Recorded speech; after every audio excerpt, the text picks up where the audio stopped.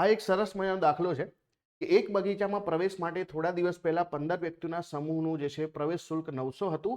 શુલ્કના દરમાં 10નો વધારો કરવામાં આવે તો 25 લોકોના સમૂહ માટે પ્રવેશ શુલ્ક કેટલું થશે? ઇંગ્લિશ રકમ મેં એટલા માટે લખી છે કે અહીંયા જવાબમાં ફરક છે. અહીંયા 10%ની વાત કરી છે, અહીંયા 10ની જ વાત કરી છે. આપણે ટકા પ્રમાણે ચાલીએ તો અહીંયા શું કીધું છે કે જે પાર્કની ફી છે 15 લોકોની એ 900 રૂપિયા છે અને એવું કીધું છે કે હવે જે છે 10%ની અંદર વધારો થાય છે તો ટોટલ જે છે 25 લોકો માટે જે છે પ્રવેશ શુલ્ક કેટલું થશે? તો સીધી વસ્તુ છે કે 900ના જે છે 10% વધે છે એટલે કે 90 રૂપિયા વધી જાય છે. તો 15 લોકોના જે છે 990 રૂપિયા થઈ જશે. 15 લોકોના કેટલા રૂપિયા થઈ જશે? 990. તો 25 લોકોના કેટલા? બસ આ જ શોધવાનું છે. તો જવાબ આપણો જે છે શું આવશે?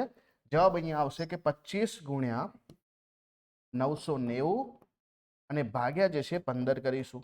પાંચે ભાગ ચાલશે તો 3, પાંચે ભાગ ચાલશે તો 5. હવે જે છે અહીંયા ભાગ ચલાવીશું તો 3 તરી 9, 3 તરી 9 અને 0. તો આ જે છે કેટલા થઈ જશે? 5 તરીના 15 વધી પડી 1, 5 તરી 15 ને 16, તો 1650 રૂપિયા થાય.